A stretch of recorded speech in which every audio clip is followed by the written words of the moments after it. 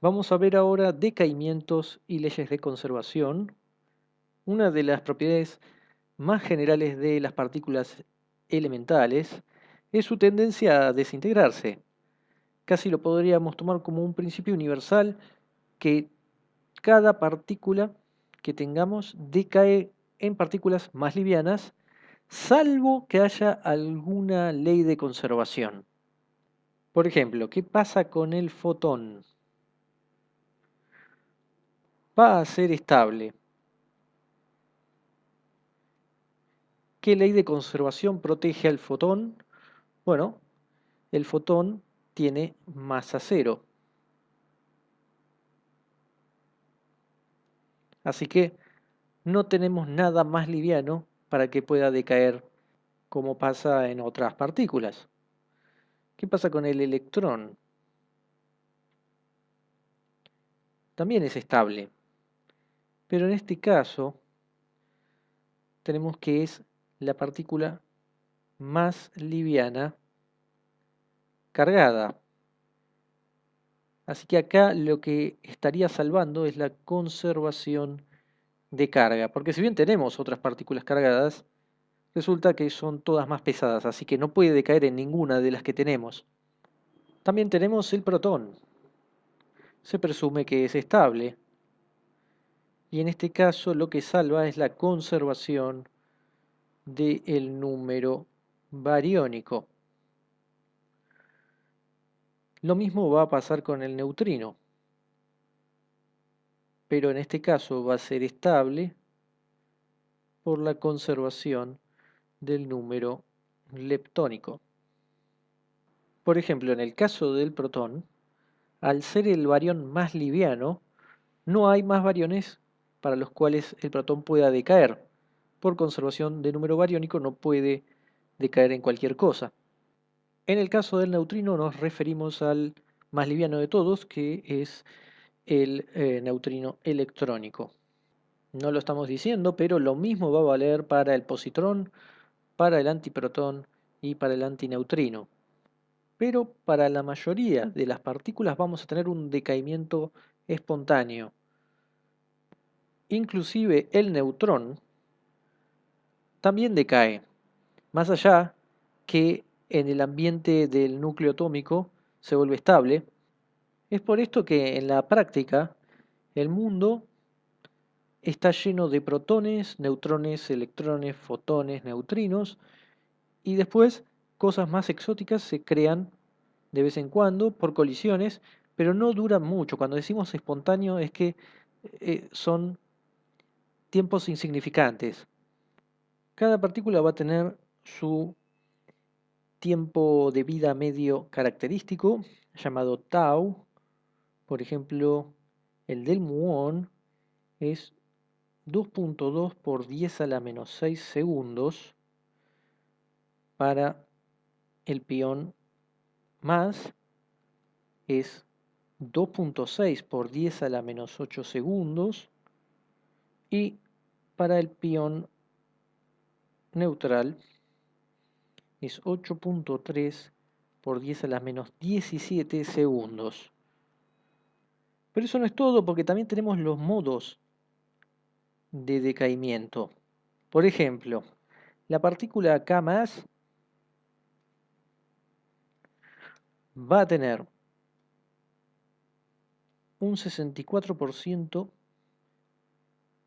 de probabilidad, es decir, un 64% de todos los K+ van a decaer en un muón positivo más neutrino muónico, pero un 21% va a decaer en un pión más y un pión neutral, mientras que un 6% va a decaer a un pión más, otro pión más y un pión menos. Después tendremos un 5% que va a decaer a positrón, neutrino electrónico y pión neutral. Y así pueden haber muchos más de baja probabilidad.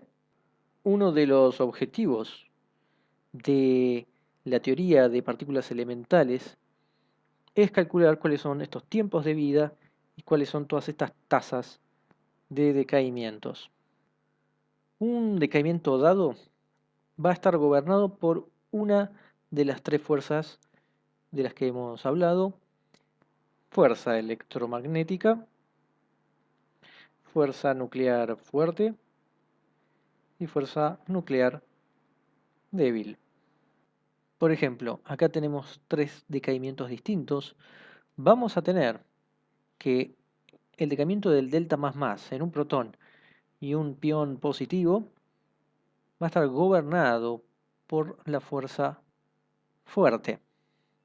En el caso del decaimiento del pión neutro, gamma más gamma, va a tener que ver con la fuerza electromagnética, mientras que el decaimiento del sigma menos en un neutrón, electrón y un neutrino electrónico, antineutrino electrónico, va a ser por la débil. ¿Cómo uno puede saber esto? Bueno, en algunos casos es fácil porque, por ejemplo, si salen fotones, entonces el proceso va a ser electromagnético, y si sale algún neutrino, ahí ya lo hemos dicho que tenía que ser de fuerza débil lo que gobierne. Ahora, si no tenemos ni un fotón ni un neutrino, ya no es tan fácil decir cuál es la fuerza que está gobernando esa interacción. Por ejemplo, el decaimiento de sigma menos, que luego va a un neutrón y un pi menos, esta es débil. Pero si tenemos el delta menos, que decae también a un neutrón y un pi menos, esta va a ser fuerte. Entonces no es fácil de decir por qué una va a débil y otra a fuerte. Y esto nos lleva a un tema que ya apareció en la parte histórica, que son los tiempos de decaimiento. Por ejemplo, un decaimiento típico de fuerza fuerte va a andar por una vida media de 10 a la menos 23 segundos. Ahora, un decaimiento típico de fuerza electromagnética va a andar por 10 a la menos 16 segundos. Y ahora si vamos a fuerza débil, vamos a tener decaimientos que van desde 10 a la menos 13 segundos hasta los 15 minutos. Por ejemplo, algo que ocurre con el neutrón, que sí, cuando está aislado del núcleo atómico puede tardar minutos en decaer. Para un dado tipo de decaimiento, vamos a tener que el decaimiento va a proceder más rápido cuanto más grande sea la diferencia de masas entre la partícula original y los productos del decaimiento. Una analogía es, por ejemplo, si tenemos una pelota en la cima de una colina, cuanto más empinado sea el trayecto, más rápido va a caer. Y eso es lo mismo con el decaimiento. Cuanto más grande sea la diferencia de masas, más rápido va a decaer. Eso sí, van a haber excepciones, como por ejemplo el decaimiento de pi más en mu más y neutrino muónico, o pi más positrón neutrino electrónico. Estos casos vamos a tener que verlos aparte, pero si no, se cumple lo que decimos antes. Lo que vamos a tener en estos dos casos, por ejemplo, es que este decaimiento va a pasar 10 a la 4 veces más rápido, o mejor dicho, por un factor de 10 a la 4, más rápido que este que tenemos acá abajo. Así que este efecto aparentemente cinemático es lo que va a dar la diferencia entre los tiempos de decaimiento. Por ejemplo, tenemos el caso del decaimiento del neutrón en protón, electrón y antineutrino electrónico. La diferencia de masa entre el neutrón y estos tres es tan chica que casi nunca se ve este decaimiento y, como ya hemos dicho, la vida media del neutrón es muy grande, son minutos. Experimentalmente, ya lo hemos dicho, hay una gran separación entre los tiempos de la fuerza fuerte y la electromagnética, de 10 a la menos 23 a 10 a la menos 16, y de la electromagnética a la débil, de 10 a la menos 16 a por lo menos 10 a la menos 13, porque después se va hasta 15 minutos. Los físicos de partículas están tan acostumbrados a pensar en términos de 10 a la menos 23 segundos que lo ven como una unidad de tiempo, así que a veces hay libros que clasifican a partículas con vida media más grande que 10 a la menos 17 como una partícula estable. Ahora, ¿qué pasa con las leyes de conservación? Estas deberían permitir algunas reacciones y prohibir otras. Así que empezamos con lo que tiene que ver con la cinemática. Por ejemplo, tenemos la conservación de energía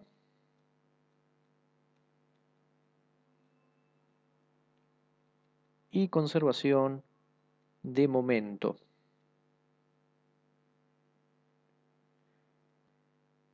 También tenemos conservación de momento angular.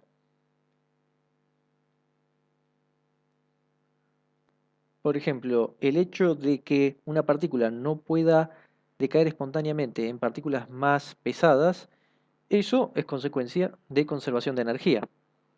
Estas conservaciones se aplican a todas las fuerzas, fuerte, electromagnética, débil y cualquier otra que aparezca. ¿Por qué? Bueno, porque viene de un pilar que es relatividad especial. Ahora, si nos ponemos a analizar las leyes de conservación que tienen que ver con la dinámica de partículas elementales, entonces ahí nos tenemos que ir a la estructura de los vértices fundamentales. Acá tenemos el de la fuerza fuerte, el del electromagnetismo y de la fuerza débil. Tenemos quark, gluón quark, acá tita, en realidad vamos a ponerlo con la notación que teníamos, como si fuera un electrón, pero podría ser tranquilamente un positrón. Eh, y tenemos un fotón. Y acá era fermión, bosón Z, W y fermión. Entonces, esto es como una generalización. Teníamos para cada caso las distintas partículas que podían aparecer. Y como todos los procesos físicos se obtienen uniendo estas piezas fundamentales, entonces cualquier cosa que se va a conservar en cada vértice se tiene que conservar en las reacciones como un todo. Entonces, ¿qué tenemos? Vamos con las conservaciones. Primero, conservación de carga. Las tres interacciones conservan la carga eléctrica. En el caso especial de las interacciones débiles, el leptón o el quark que salga de esa interacción puede no tener la misma carga que lo que entró, pero recordemos, teníamos bosones con carga. Se puede llevar el W más o el W menos esa carga que esté faltando o sobrando. Después tenemos conservación de color. La fuerza electromagnética y la débil no afecta el color, y si tenemos un vértice fuerte, ahí el color del quark cambiaba, pero la diferencia se la llevaba el gluón. Estaba expresado de esta forma, con el gluón llevándose el color que hacía falta. Aún así, las partículas que ocurren en la naturaleza no tienen color, así que la manifestación de la conservación de color es fácil. Es que entre color cero y salga color cero. 3. Conservación del número bariónico.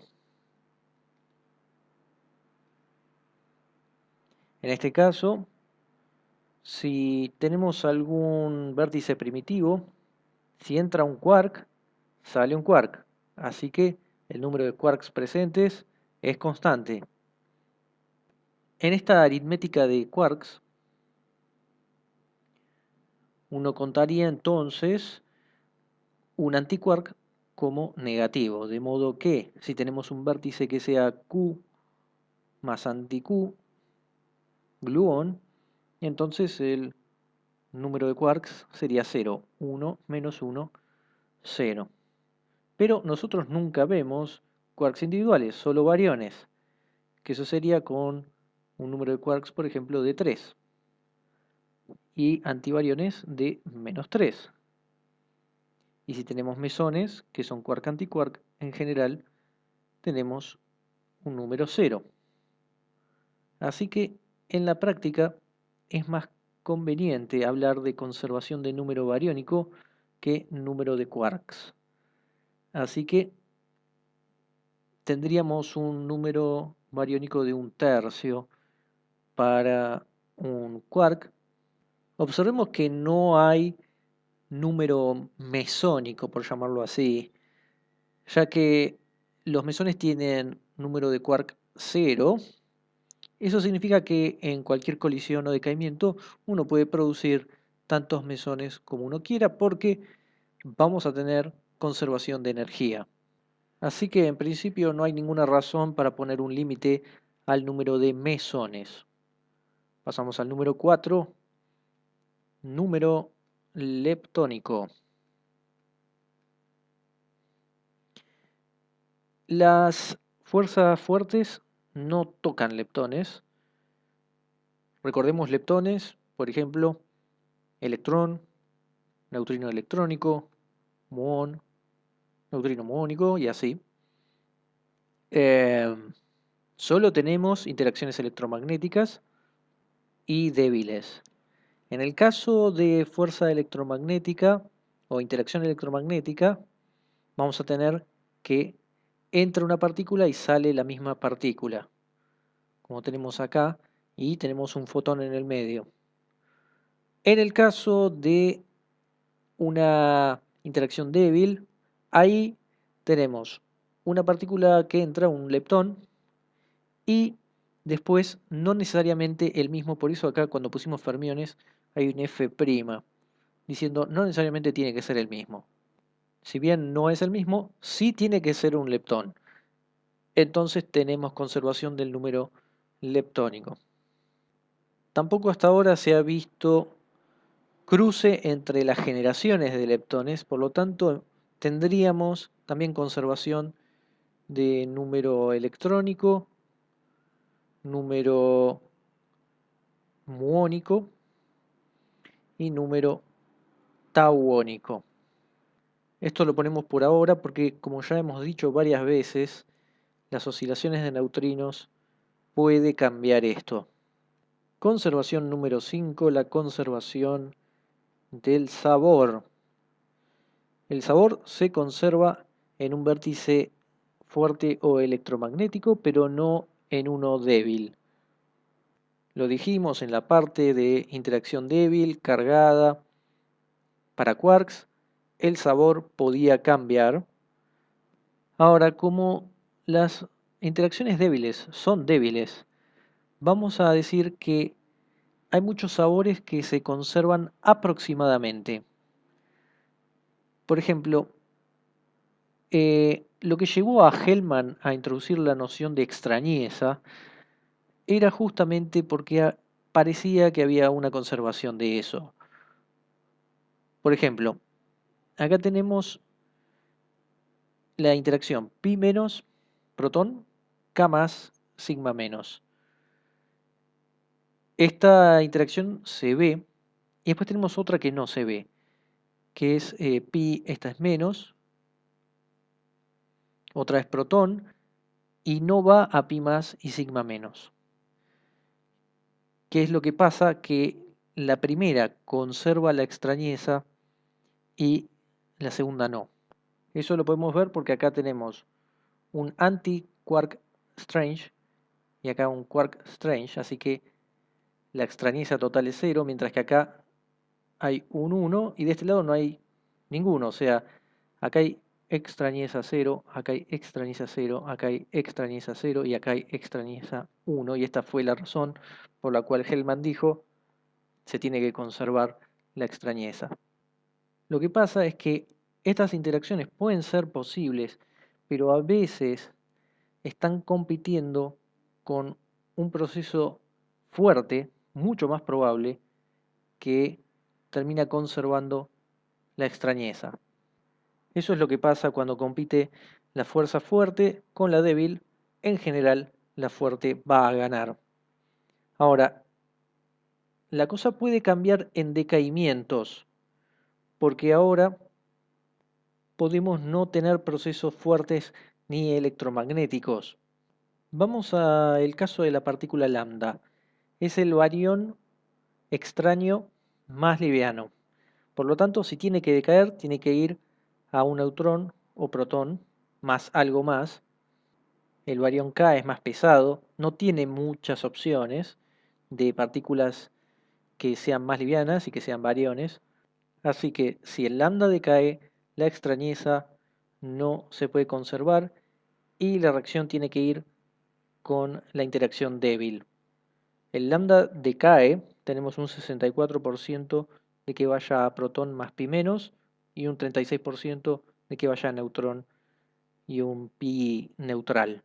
Así que por eso decíamos una conservación de extrañeza aproximada, porque en general se va a dar, pero hay casos como este donde no. Hay otro caso, como el delta 0, que tiene extrañeza 0, que puede ir a protón más pi menos o neutrón y pi 0 vía la interacción fuerte y su vida media es mucho más corta, que es lo que uno espera, porque si todo esto pasaba porque iba vía la interacción débil, cuando sea vía la fuerza fuerte, vamos a ver un decaimiento mucho más rápido. Finalmente tenemos una sexta conservación que es la regla OSI. El OSI viene de apellidos Okubo, Swai y Zuka y está relacionado con el mesón Psi. Está formado por quark charm y anti-charm y tiene una vida media de 10 a la menos 20 segundos y en comparación con partículas similares es bastante más larga y la pregunta es ¿por qué? La vida media de Psi es suficientemente corta como para tomar un decaimiento, que tiene decaimiento, vía la interacción fuerte. La pregunta es ¿por qué es 1000 veces más lenta que un decaimiento por fuerza fuerte promedio?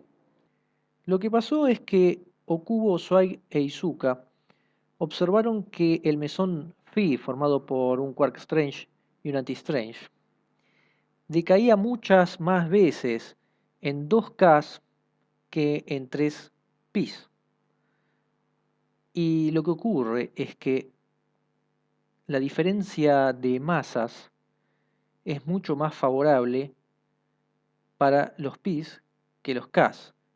Observemos, los 3 pi es 415 megaelectronvolt sobre ese cuadrado, mientras que la masa de 2K es de 990 y ya hemos dicho que estaban favorecidas las de mayor diferencia de masa. Por lo tanto, uno esperaría que decaiga más sobre estos 3 pi que en 2K. Así que ahí algo estaba pasando. Acá tenemos los dos diagramas. Un Phi que decae en un K menos y un K más, y un Phi que decae en un Pi más, Pi 0 y Pi menos. Observemos que si uno tuviera una tijera, podría cortar por acá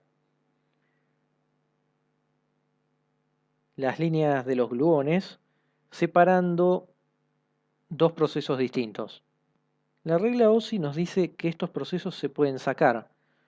No están completamente prohibidos, porque el decaimiento de Phi a los 3 pi ocurre, pero mucho menos que el K menos K más, por ejemplo.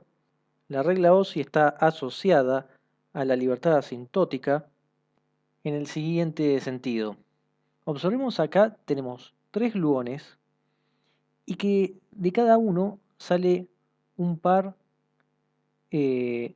quark-antiquark, que después, mezclando los tres, forman 3pi. A diferencia que en este caso, cada quark está unido a un gluón, pero después sigue formando los kaones. Entonces no es la misma situación. La diferencia es que estos gluones son duros o de alta energía, ya que tienen la energía necesaria para crear estos pares. Estos, en cambio, son más suaves, tienen bajas energías, solo sirve para interactuar de esta forma, no crea partícula-antipartícula, y la cuestión es que para la fuerza fuerte teníamos que se acoplaba fuertemente cuando teníamos bajas energías, en este caso, y se acoplaba débilmente cuando teníamos altas energías, este caso. Esto es lo que después cuantitativamente nos va a dar una diferencia de por qué algunos decaimientos son más favorables. Ahora, nosotros mencionamos el psi. ¿Qué tiene que ver el psi con todo esto? Bueno, pasaría algo parecido. Decaimiento psi a 3pi no va a estar favorecido y sí vamos a tener un decaimiento a 2 mesones D. Pero ahora la historia es distinta, porque 2D tiene más masa que un psi. Está prohibida esta interacción. Este decaimiento no puede pasar, entonces solo puede ocurrir este. Y entonces, como ya hemos dicho, este sería menos favorable que uno de este tipo, como teníamos antes con el phi 2K. Pero como este no existe, solo queda este, el menos favorable, y por eso mismo va a tener un tiempo de decaimiento mucho más largo que el promedio. La regla OSI explica esta anomalía de la partícula psi.